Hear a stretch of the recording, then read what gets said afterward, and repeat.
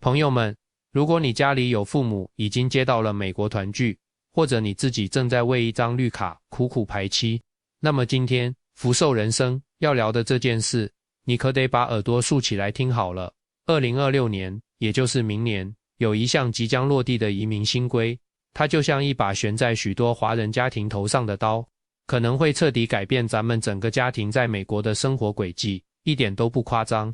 这项被业内私下称为“董王 2.0 版”的公共负担新规，可以说是特朗普这届政府在移民改革里扔出的一颗重磅炸弹。它严格到什么程度，影响范围有多广，都是美国移民政策史上从没见过的，直接把咱们过去对公共负担那点理解全给推翻了。所以今天李建豪我就把这件事掰开了揉碎了给大家讲透。不管你是绿卡已经在手，还是正在焦灼等待，这些信息都跟你的未来息息相关。本次政策的导火索是2025年12月华盛顿枪击案，特朗普随后公开将移民与国家安全包袱挂钩，并主张取消所有非美国公民的联邦福利，为此轮新政扫清了道路。相比2019年主要针对绿卡申请者的收紧，2026年新规首次将矛头指向已持有绿卡等待延期，甚至准备入籍的人群，形成秋后算账式审查。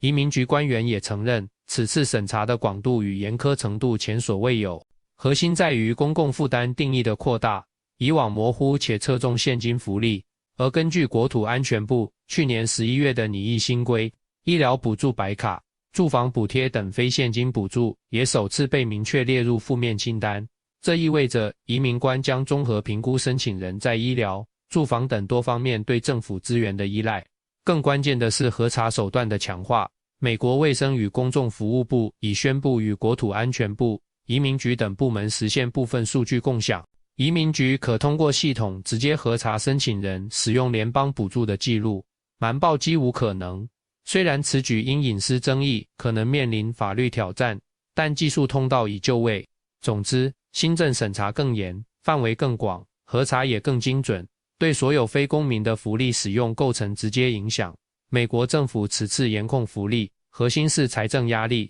2025年，联邦在医疗补助 Medicaid 上的支出高达6560亿美元。随着老龄化与医疗成本上升，预计2035年将突破万亿。在此背景下，移民福利被视为财政包袱。新规明确量化标准，绿卡持有者若在过去36个月中累计领取联邦医疗援助超过12个月，就可能被认定为公共负担。这如同房东筛选高质量租客，拒绝依赖福利者，冲击对华人家庭尤为直接。许多子女因商业保险昂贵，为父母申请了白卡 Medicaid 作为过渡，却未意识到这可能成为绿卡延期的定时炸弹。各州对绿卡持有人申请白卡限制严格，如加州需住满5年，但社区中常有误导，称政府福利不用白不用，导致许多家庭无意中超标使用。例如，纽约张女士2023年为父亲申请白卡，因糖尿病治疗省下近2万美元，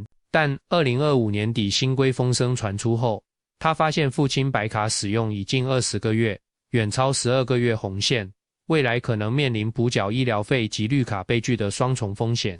总之，白卡以往被视为福利，2026年后却可能成为绿卡的催命符。认知偏差与政策收紧共同加剧了风险。你知道在美国，医疗费用到底有多高吗？相关报告里有明确的数据，高血压患者1年的常规诊疗加上药物，大概要3200美元，糖尿病患者更贵，要5800美元。一次普通的心脏相关住院，就住2-3天，平均费用15600美元。要是做个微创手术，费用直接突破5万美元。这些钱，白卡能给你全报了。可一旦被移民局认定为不当使用福利，那就得按市场价全额补缴，1分钱都不能少。更严重的是，这种公共负担的认定会直接影响绿卡延期或者入籍申请。根据移民局的内部政策指引，要是申请人在收到通知后30天内没办法证明自己或者担保人有能力覆盖未来的医疗支出，移民局会直接拒签，并且启动递解程序。2019年，特朗普政府第一次收紧公共负担政策时，就已经有过类似的案例。纽约一位华人女士，因为母亲用白卡做了白内障手术，结果在给母亲办绿卡延期的时候，移民局让她补缴$8700的医疗费，不然就递借。最后实在没办法，家里只能卖了些首饰才凑够钱。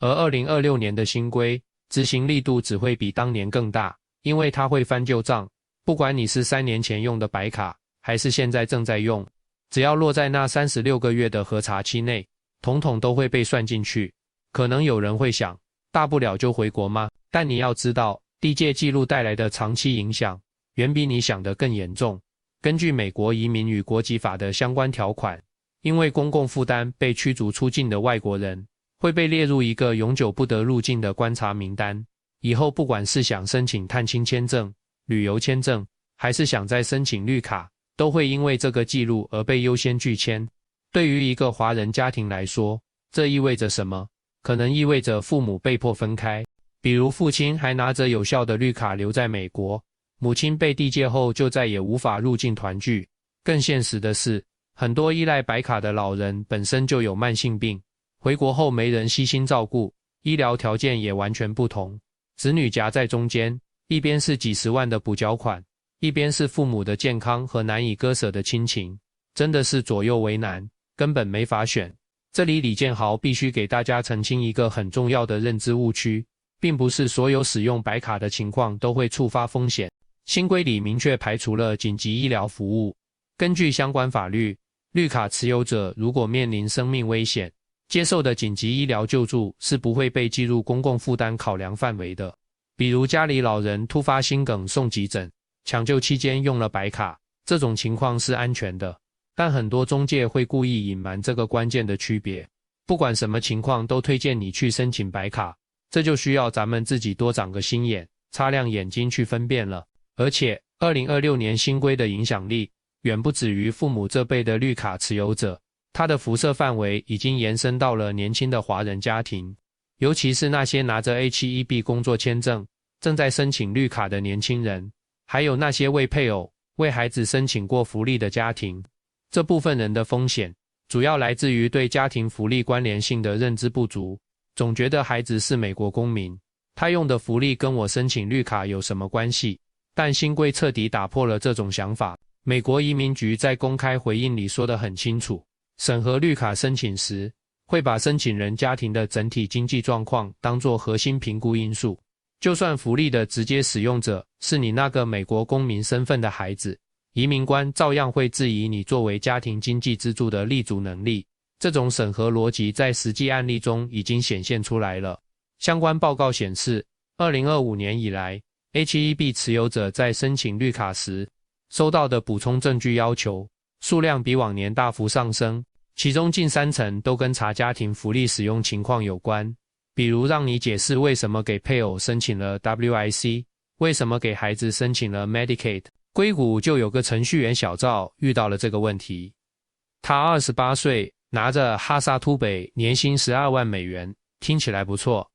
但他配偶怀孕后没工作，家里就他一份收入，在硅谷那种地方，12万年薪养4口之家，其实挺拮据的。为了省钱，他听同事说可以申请 WIC 计划，就给配偶办了，还提前给没出生的孩子申请了 Medicaid。WIC 一个月大概能补贴75美元的食品费，以前大家都觉得这是公民应得的福利，没什么。可就在他提交绿卡申请后不久，移民局的补件通知就来了，要求他补充过去10年的完整税单，解释大额银行转账，还要提供额外的资产证明，理由就是家庭经济状况不足以支撑抚养责任。小赵这下慌了，赶紧找律师，律师告诉他，按照新规的趋势，移民局就是通过这种方式在筛查潜在的公共负担，就算福利是孩子用的，也会被当作你经济能力不足的证据。年轻群体还面临一个隐性风险，就是审核拖延带来的政策不确定性。现在美国移民政策变动非常频繁，绿卡申请的平均审理周期已经从前几年的8个月拉长到了14个月。如果你因为福利使用问题被要求补充材料，审理周期可能再增加半年到1年。但在这么长的等待期里，政策很可能又变了，比如进一步降低家庭收入门槛，或者扩大福利审查范围，到时候你之前提交的材料可能就不符合新政策的要求了，申请可能直接被拒。这种风险在联合担保的情景里更加突出。很多年轻申请人自己的收入只是刚刚达到担保标准线，这种情况下就需要找亲友来做联合担保人。但新规对联合担保人的要求也升级了，不仅要提供过去3年的完整报税记录，还要证明即使申请人违约，自己的收入也足够维持被担保家庭的生活。数据显示，联合担保申请的通过率已经在明显下降，很多收入不错的亲戚朋友一听要承担这么大的连带责任，还可能被移民局查税，都怕影响自己的身份和财务状况，不敢轻易帮忙担保。洛杉矶就有位李女士，想给父母办绿卡，自己收入刚达标，去找年薪50万美元的表姐做联合担保。表姐本来条件很好，但一听要承担连带责任，还要被查税，直接婉拒了，说不想因为亲戚的事影响到自己。面对这么多这么复杂的风险，大家也先别慌。业内资深的移民律师结合最新政策，总结出了几项实操性很强的排雷指南。这些方法都是经过实际案例验证的，符合移民局的审核逻辑，只要咱们照着做，就能最大程度的降低风险。第一项措施可以说是壮士断腕，核心就是及时止损。如果你的父母或者正在申请绿卡的家人，现在正在用白卡，而且不是那种不做手术就危及生命的紧急情况，李建豪强烈建议你立刻马上停掉。这里说的停止使用，可不是简单的不再去刷卡就行了，而是要明确区分非紧急医疗和必要医疗的界限。像高血压的常规配药，糖尿病的定期复查，还有像白内障手术、牙科治疗这类非紧急手术，都属于非紧急医疗，必须立刻停止用白卡支付。而像癌症治疗、急性心脑血管疾病这类可能危及生命的治疗，属于必要医疗，可以继续用白卡，通常不会影响绿卡申请。律师解释过，移民官审核时会看福利使用的时间节点，如果在政策收紧的风声出来后，你能主动停止使用福利，这本身就是一种积极态度的展示，证明你有意愿，也有能力摆脱对政府的依赖。千万别为了每个月省下几十块钱的药费，或者几百块钱的检查费，去赌那张无价的绿卡。这笔账，咱们一定要算清楚。旧金山就有位王先生做得非常及时，他父亲有高血压，一直用白卡拿药，每个月能省100多美元。去年11月一听说新规的风声，他立刻带父亲去药房自费拿药，虽然每个月多花了钱，但保住了父亲绿卡延期的可能性，这钱花得值。第二项措施是很多人都会忽略的必杀技，书面退保，立字为据。很多人觉得，我不去医院刷卡，不就等于停用白卡了吗？这可是大错特错。只要你的名字还在福利局的系统里处于激活状态，系统就会默认你还在享受福利，那个36个月的计时器就一直在走。所以你必须亲自去办理正式的注销手续，绝对不能嫌麻烦。正确的流程分3步走，的一步，要么亲自跑一趟当地的福利办公室，要么写一封正式的挂号信，信里要白纸黑字写清楚，本人叉叉叉自愿放弃 Medicaid 福利，请求关闭账户，还要附上你的亲笔签名和绿卡复印件。第二步，也是最关键的一步，一定要让福利局给你开出书面回执，回执上必须有账户注销的具体时间和经办人信息，没有这个回执，等于没办。第三步，把注销申请信的复印件、回执单，还有你的身份文件，像传家宝一样保存好，最好存好电子版，再打印一份纸质的，将来绿卡面试或者递交材料时，这些都是证明你主动注销的铁证。早在2019年就有过成功案例，一位华人申请人的母亲之前用了10个月的白卡，后来他即使办理了书面注销，移民局审核时提出质疑，他把注销材料一提交，移民官确认后就没再追究，最终顺利通过。这里要提醒大家，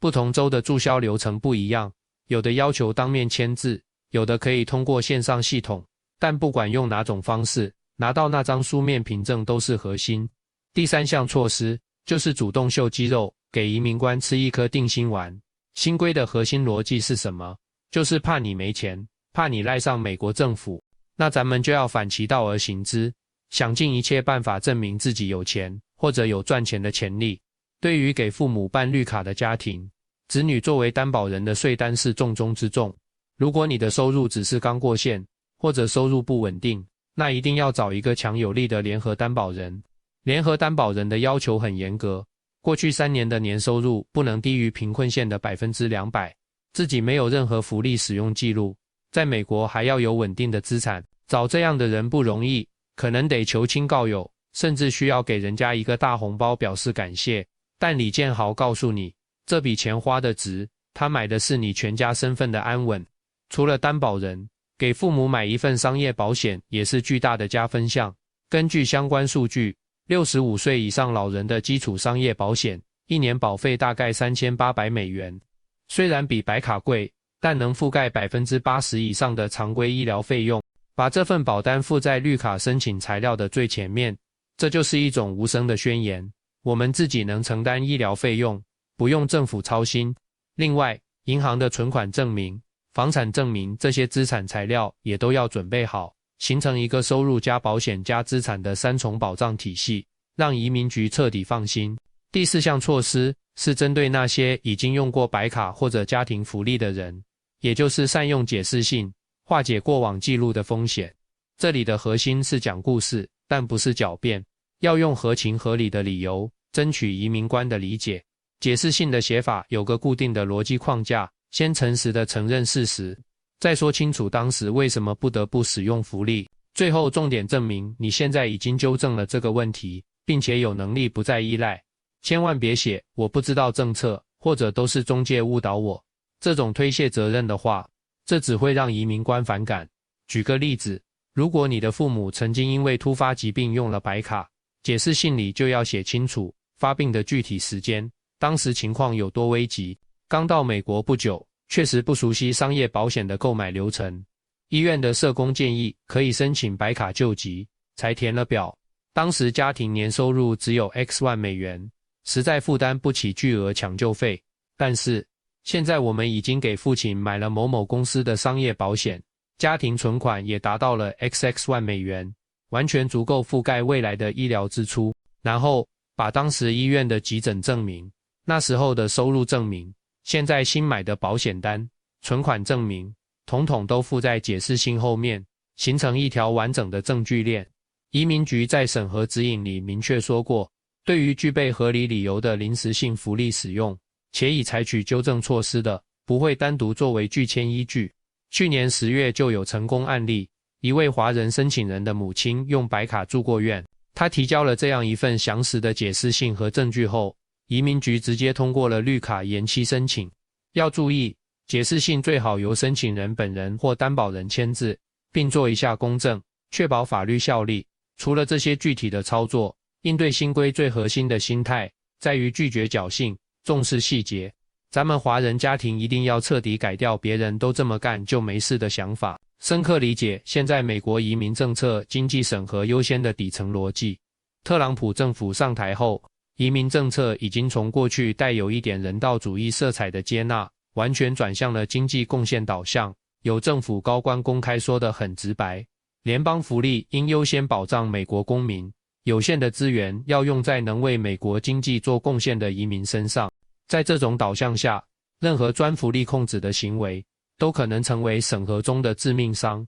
这里有2个最典型的误区，李建豪必须再强调一次，大家一定要避开的一个是停用白卡就等于注销错了。根据系统规则，白卡账户停止使用后，还会保留很长一段时间的激活状态，只停卡不注销，系统照样把你算成福利享受者，移民局一查一个准。这也是很多人被秋后算账的主要原因。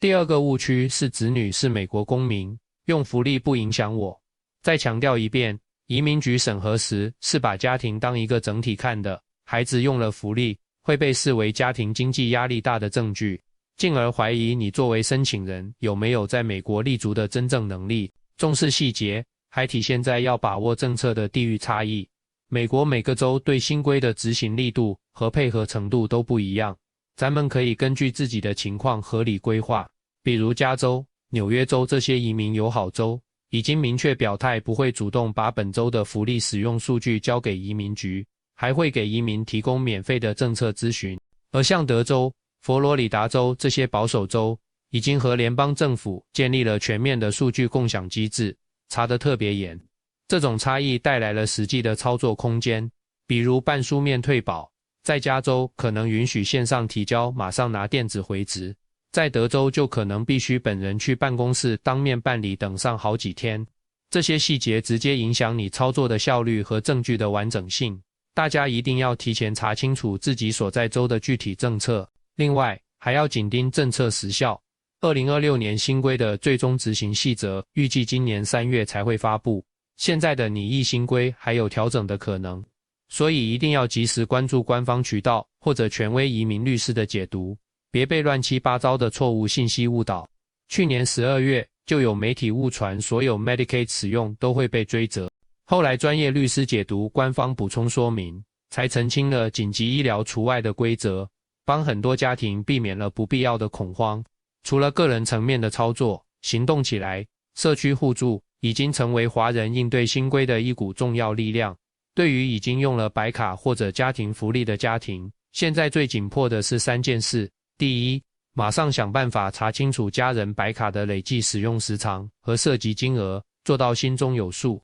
第二，如果符合条件，立刻着手办理正式的白卡注销手续，把每一步的凭证都保留好。第三，客观评估自己的经济状况，如果收入不够，赶紧寻找合适的联合担保人，开始准备相关材料。对于还没使用福利的家庭，则要提前规划，给父母购买商业保险时，优先考虑那些能覆盖慢性病治疗的产品。同时，多去了解社区里有没有平价的医疗资源，万一以后需要，也有个备选方案。社区互助的核心价值就在于信息共享，尤其是平价医疗替代方案的交流。这里李建豪要重点提一下联邦合格健康中心，这些中心是专门给没保险或低收入人群提供服务的，收费是根据你的家庭收入来浮动的。比如年收入低的家庭，一次常规看病可能只要20到50美元，处方药还能打很大的折扣，这比完全自费去医院便宜太多了。